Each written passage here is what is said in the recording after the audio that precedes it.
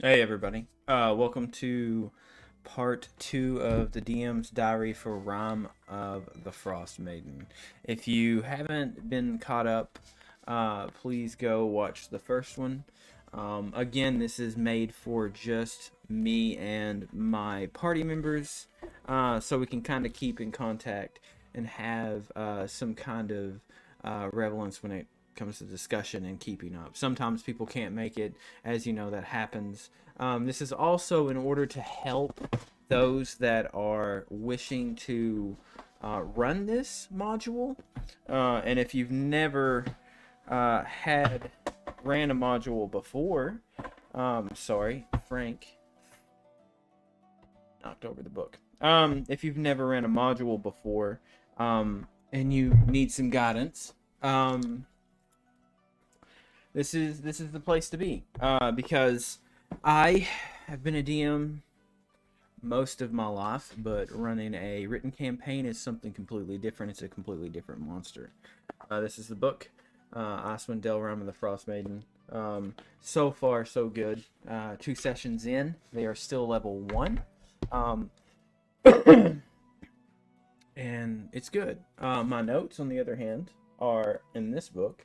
And as you can see, I like to write out my own ideas and what I want to happen.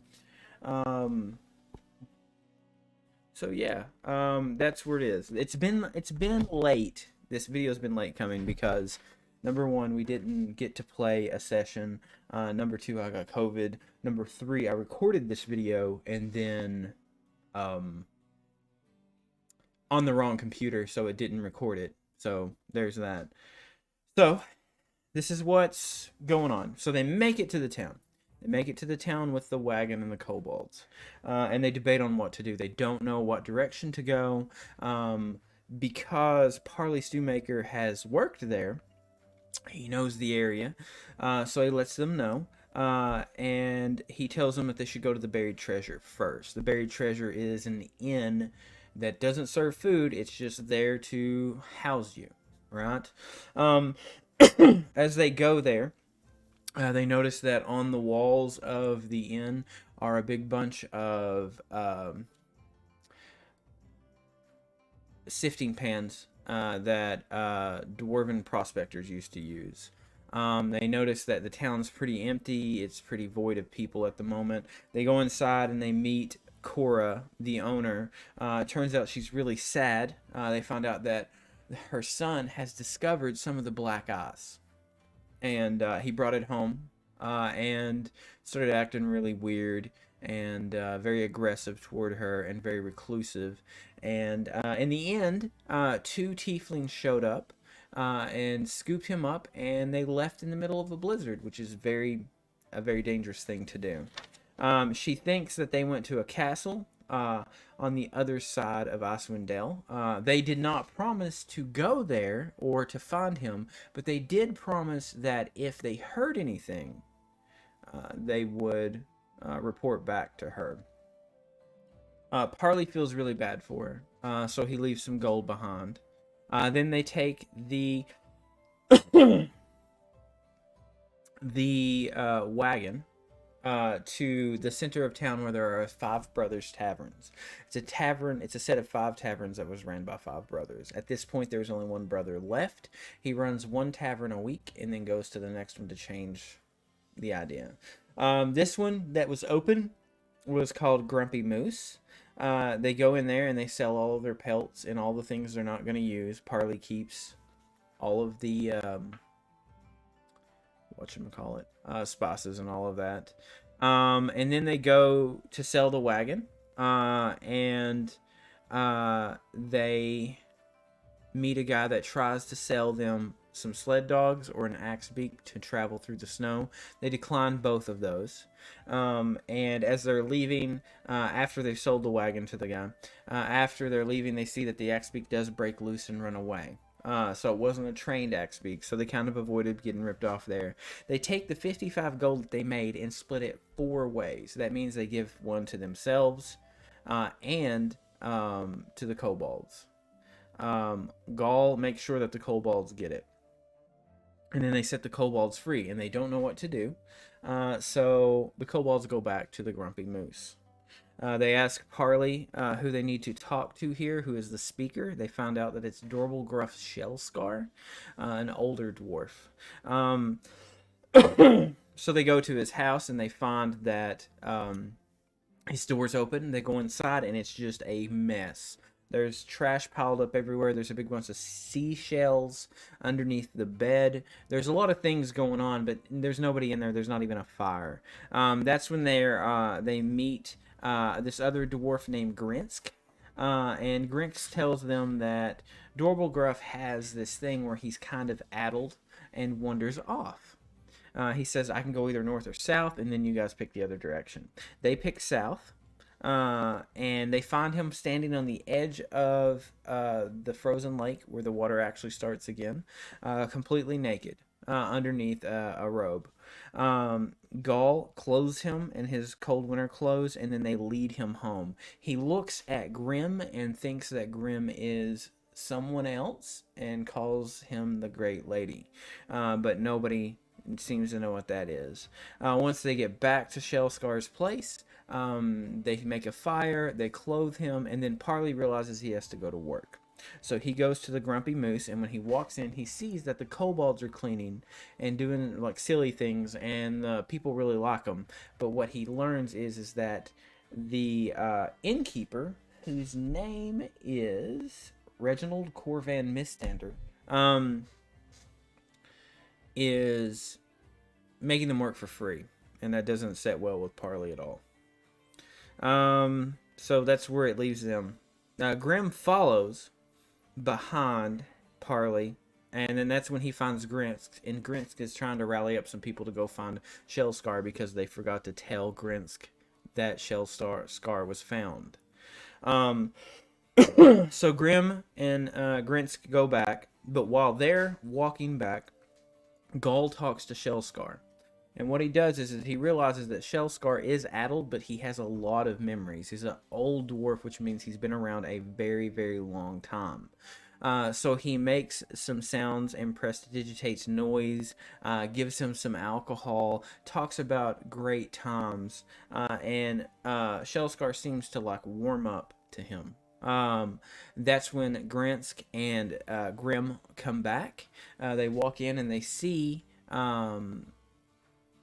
Gaul there talking to Shellscar, and then they notice that Shellscar calls him Ban.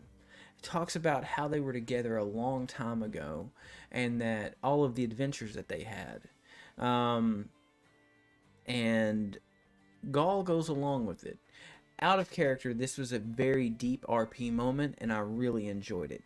And though none of the other characters except the DM and Gaul knew what was happening, it was a very good DM moment, which Gaul earned an inspiration for. So they had a long conversation. Gaul got some information about a historical things that happened there, and then he requested if Shellscar had any armor, he could have some. Shellscar goes into his bedroom, digs through all of those seashells, and pulls out chainmail. The chainmail is, it's worn, it's old, but it's still serviceable. There is a dwarven head that was in gold right here, but the beard has been broken off. So he takes that. Parley, we switch back to Parley. He's working. He makes food. He tells Reginald that he thinks that he should treat the kobolds fine. Reginald and him have a very heated argument where Parley quits and leaves. But he takes some food to Dorblegruff. This is also during this time is when Gaul lets everybody know that he wants to be called the Gnasher. So there's that. So Parley walks back to Dorblegruff, gives him the food, and then he lets everyone know that he was fired. The party together leave Dorblegruff there once he's fed, warmed, and has drank a bit. And Grinsk tells them he tells them that there's a problem that the mayor needs to fix, or the speaker, not the mayor. And that is that there is a lake monster of some sort assaulting all the fishing boats and it needs to be fixed. And the party agrees to do it. So they go back to the Grumpy Moose, and as they walk in, Reginald starts to tell the party that Parley is not allowed to hear.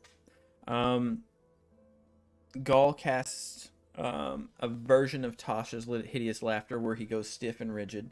Everybody in the place helps, like, enjoys watching the innkeeper be put up on the side. They make food, they feed the kobolds, and everybody enjoys their food. And as they're leaving, Gaul pays the man his money even though he's there. Um, After that, they go out and they decide to meet Grinsk at the dock. Grinsk tells them that he can't go because he's too drunk. But he tells them what to do and gives them a boat. And as they're about to leave, an elven person shows up named Tally. And what they tell them is that they have and they want to do research on the lake monster. They've been sent from the south to do research because there's an unbalance in all of the animals up here. So they agree to take Tally along with them, and Tally gives them a scroll of animal friendship, and then they're on their way. Now, while out there, they promised Grinsk that they would try to fish some and he would pay them for them. So they fish for 2 hours. During those 2 hours, the first hour they don't catch anything. They catch a fish, just a regular fish, I think it was a salmon. And then Parley rolls the correct roll and catches a knucklehead trout. Knucklehead trout in this are very dangerous because they are very large and they can attack you. Well, Parley is a small halfling. So he gets drug across the boat after failing his athletics check. And it takes Grim and Gaul to hold him down to save him, because once you get pulled into the water, he starts freezing, and then there's levels of exhaustion, and he would have died. So they saved him. And then they go around a bit more, and Grim sees in the distance a large boat coming with a sail and actually a cover over it, like a shelter. He flies out and flies around, and he flies around long enough to see that this boat has barrels of fish, and barrels of ale. And one guy stumbles out and dips a mug into the ale and goes back in. Grim, I don't know why, but Grim flies down, rolls the correct checks, and grabs a barrel and flies back to the smaller boat, the rowboat. They float the barrel below them, tied with a rope, into the water, and then they cast an illusion on it to make it look like an iceberg. Cool. As the boat pulls up, they meet a man named Venant Zodamont. Right? Venant is 100% Gaston from Beauty and the Beast. They talk for a bit, and Venant doesn't know how to read a map, so he throws it into the water. They actually get the map. Vermont panics because Gaul uses Mage Hand, and he puts a hole through the map with a spear, but all said and done. So, Venant goes off and tells them to be careful while they hunt down this lake monster. And then a blizzard happens, and this is where the party did something I never thought that they would. I didn't know what they were gonna do. Usually, I set things up and I'm like, good luck, right? So here comes this blizzard. They see it coming. They have about 2 minutes. They know they can't make it back to shore, so they take all of their cloaks and all of the things that they can find, and they make a kind of tent. Then they take Parley's